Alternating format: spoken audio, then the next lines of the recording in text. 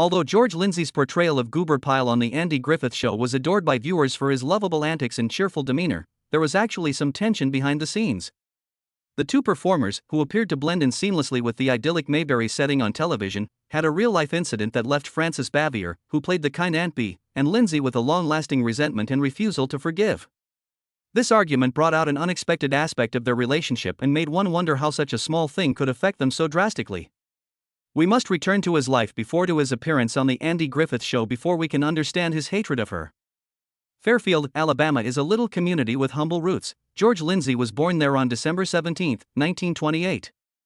The traditional Southern values were instilled in him by his parents, Alice Smith and George Ross Lindsey, who was a butcher. Living with his grandparents in Jasper, Alabama, for a significant portion of his boyhood, instilled in him a work ethic and modesty, he frequently remarked. George wasn't immediately interested in acting when he was a kid. He started at quarterback for Walker County High School's football team because he loved playing the game. George attended Missouri's Kemper Military School and Florence State Teachers College after graduating in 1946, where he earned a degree in biology and physical education. Try to picture that. Life has a strange way of guiding us, even though he never intended to be an actor. George, meanwhile, couldn't resist the allure of the theater during college productions.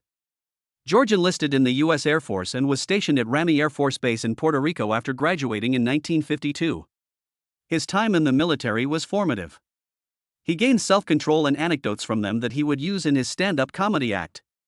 Upon returning to Alabama after his military service ended, he taught for a short time at Hazel Green High School. His aspirations, however, were loftier than those of a rural life, and he set his sights on the Big Apple. By 1956, George had achieved his goal of being admitted to the American Theater Wing, an esteemed institution for performers. George had new opportunities in New York, but he also had new challenges. He had to put in a lot of time and effort, playing each part that came his way. As a nightclub comic who enjoyed spearfishing, he even had an appearance on the 1960 TV quiz show To Tell the Truth. It was an eccentric and entertaining way to break into the entertainment industry, showcasing his charisma and the sense of humor that would become famous.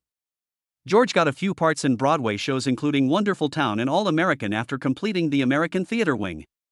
His breakthrough, though, would not come for a while. So, he took a risk in 1962 and relocated to Los Angeles, hoping to make it big in Hollywood. A string of guest appearances on Gunsmoke, The Rifleman, and The Twilight Zone followed.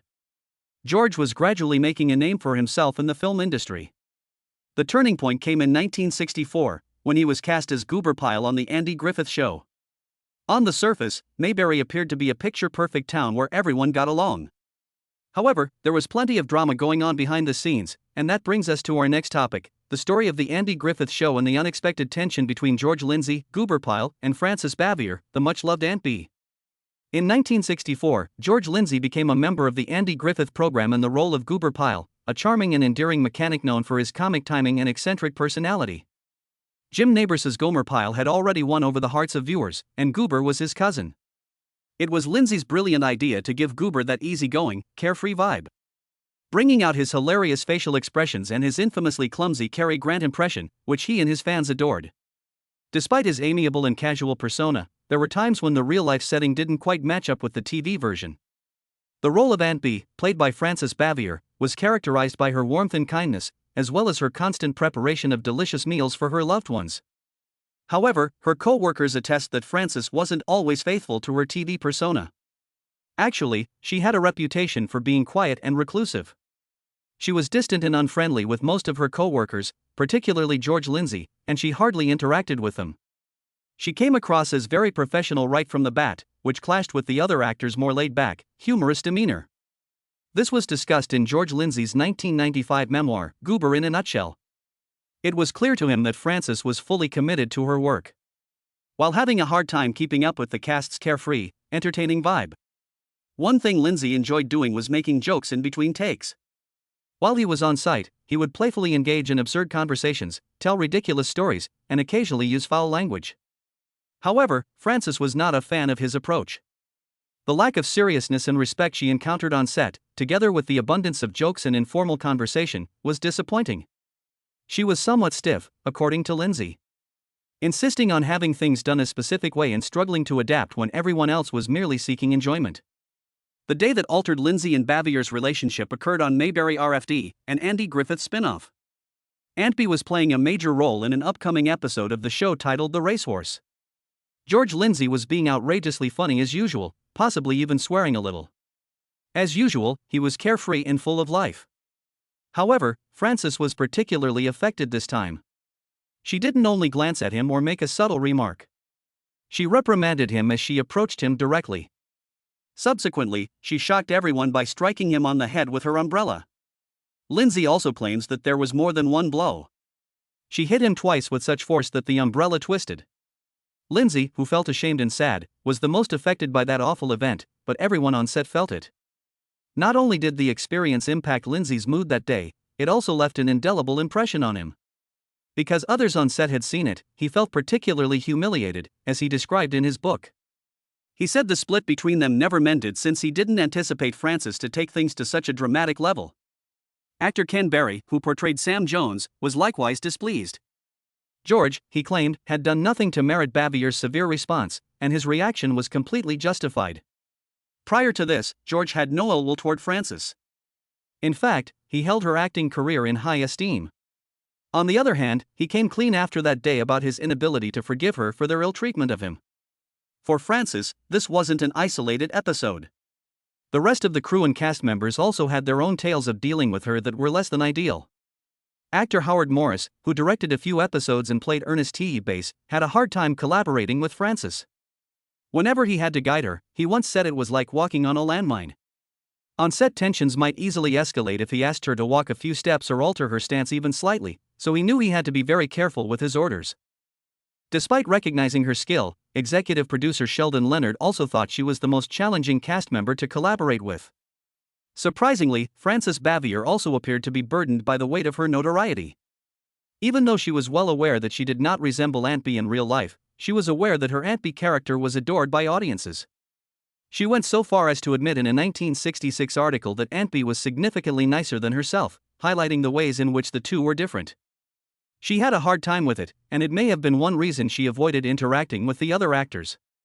She turned to a psychiatrist for aid when the internal struggle over her Aunt Bee role became too much to bear, as she disclosed later in life.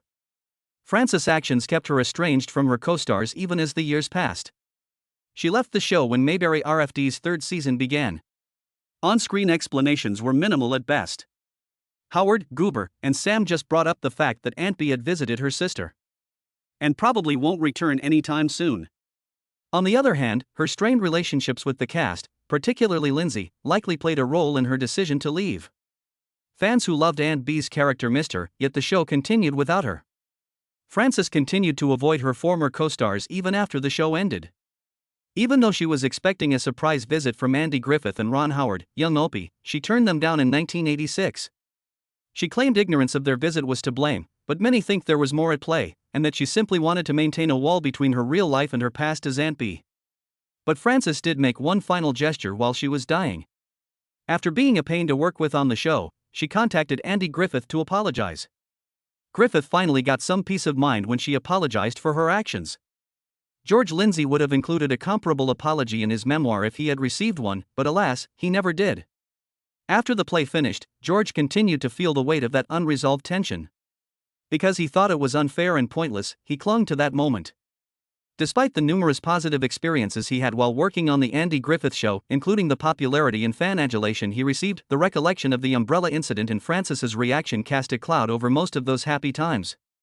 Although Lindsey's warm attitude and endearing character won many followers, he secretly struggled with the aftermath of that one impromptu encounter with Bavier. However, you might be shocked to hear this other tale about George Lindsey. As far as anyone knows, he was even considered playing Spock on Star Trek. The Mayberry hamster Goober Pyle could have passed for the Starship Enterprise's logical, serious Vulcan, Mr. Spock. You find this piece of trivia unexpected, don't you? This information was revealed in 2006 during an interview section of TV Land's Star Trek Marathon celebrating the 40th anniversary. Star Trek creator Gene Roddenberry considered George Lindsey for the part, according to Leonard Nimoy, who notably played Spock. Although Nimoy's delivery may have led some to question his seriousness, more evidence supports his claims. According to Ernest Borgnine's memoirs, Ernie, the actor who played Mikhail in the Navy, was informed by Lindsey that he had declined the part. Imagine George Lindsey, with his distinctive goofy grin and Alabama drawl, portraying the incredibly serious Spock on Star Trek. Boardnian specifically said, "My hand to God." He declined the role. Do you agree that it's nearly hard to imagine? However, it does make some sense. There were many unexpected turns in Lindsey's life before he became famous as Goober. He held multiple positions in education, including quarterback in college, science instructor, and high school teacher. It would not be surprising to see him in a post that would put his scientific training and experience teaching into play. If you're curious about the origins of the notion, it's worth noting that Star Trek and the Andy Griffith Show had some connections beyond the 40 acres of land they shared in Culver City, California, where they both shot. Mary, there have been Star Trek episodes where Feuds' barbershop has been featured. And the Eternal City on the Precipice. The two series would have had a completely different relationship if George Lindsey had played Spock. The thought of what may have been is amusing. Spock was famously dispassionate, had a straight expression, and was good at light-hearted, silly comedy. Lindsey's Goober was good at the same. If Lindsey had played Spock, would the crowd have liked him? Would he have brought some of his southern charisma to the part? Perhaps Spock's Goober dance on the Enterprise bridge would have been visible to us. Maybe so, but it's crazy to think of Lindsey as a role model for a sci-fi legend. Finally, Leonard Nimoy won the job, and he turned Spock into the iconic figure we all know and love. The mere fact that George Lindsey was even contemplated, however, demonstrates that he constituted substantially more than only the eccentric mechanic from Mayberry. Even his most ardent admirers and friends were taken aback by his range. Consider the alternative if he had made a different decision. Today, George Lindsey might be remembered differently than before. George nonetheless had a brilliant career full with unforgettable experiences, even without Spock. George Lindsey continued to play Goober in the Mayberry RFD spin-off series after the Andy Griffith program ended. The show faithfully recreated the small-town feel of the original series, and viewers enjoyed seeing old friends like Goober as they continued the Mayberry tradition. Lindsey reprised the role of Goober until the 1971 cancellation of the show by CBS. Lindsey kept going even after Mayberry RFD finished. He appeared on TV frequently, portraying roles that incorporated elements of both comedy and harshness. He portrayed Highwayman Charlie in the 1972 Gunsmoke episode Blind Man's Bluff and a fugitive named the Dove in the 1973 film The Rifleman. George proved he could add depth and grit when called upon in these scenes, demonstrating his versatility beyond anyone's expectations. George Lindsey was also someone that Disney viewed as exceptional. Some much-loved animated films included his voice. His voice is audible in The Aristocats as Lafayette, the Hound, if you pay great attention. Along with his part as one of the swamp mice in The Rescues, he portrayed Trigger, a vulture henchman in Robin Hood. Families and children who enjoy these timeless films may not have recognized it, but Goober was present throughout, adding his unique brand of humor. He was a great fit for George Lindsey's comedic sensibilities and rural upbringing, and it became one of his most prominent long-term appearances. Taking a different approach, George reprised his role as Goober from 1972 to 1992. This time around, Goober had gained some wisdom and had become more country, so he blended in perfectly with the barnyard antics and musical numbers. George remained popular for 20 years thanks to Hee-Haw, which brought him new followers as well as those who knew him from Mayberry. George led a busy life away from acting. George Jr. and Camden Joe Lindsey Gardner were born to him and Joyanne Herbert. He also has 2 grandkids from a previous marriage. Ann Wilson, a businesswoman from Nashville, became George's partner after his marriage ended in divorce. She remained at his side until he died. George Lindsey passed away in Nashville, Tennessee at the age of 83 due to heart failure on May 6, 2012. Jasper, Alabama, the place where his journey had begun, is where he was laid to rest in Oak Hill Cemetery. George was determined to do more than just act, he wanted to give back. Through his 17-year George Lindsey Celebrity Weekend and Golf Tournament in Montgomery, he managed to generate more than $1 million for the Alabama Special Olympics. With his assistance, the Alabama Association of Retarded Citizens was able to raise $50,000. Not only did he actively participate, but he also raised funds. The fact that George volunteered to be the head coach for the Minneapolis Special Olympics National Competition's Winter Games was just one more way his dedication to helping others shone through, particularly the children with special needs. He, too, placed a premium on education. Having attended UNA as a student, he established the George Lindsey Academic Scholarships there. The university bestowed an honorary degree upon him in 1992 as a token of appreciation for his contributions and ties to the institution. A highway was even named after him in his hometown of Jasper, Alabama, a tribute to his immense affection and admiration throughout the state. George received numerous accolades during his lifetime. The Alabama Music Hall of Fame presented him with the Governor's Achievement Award in 1995. A fellow country music icon presented him with the prestigious Minnie Pearl Lifetime Achievement Award in 1997. Afterwards, the Nashville Association of Talent Directors presented him with the inaugural Icon Award in 2007. In addition to all that, George founded the annual George Lindsey UNA Film Festival at UNA in 1998, which has become a tradition ever then, honoring filmmakers. George Lindsey had a far fuller life than the one part that most people know him for, the charming, lovable goofball. George had an eventful life full of surprising turns and meaningful achievements, from his time as a possible space traveler Spock to his voice acting for Disney and his unending charity efforts. He will be remembered for the joy he gave and the generosity he extended to those around him.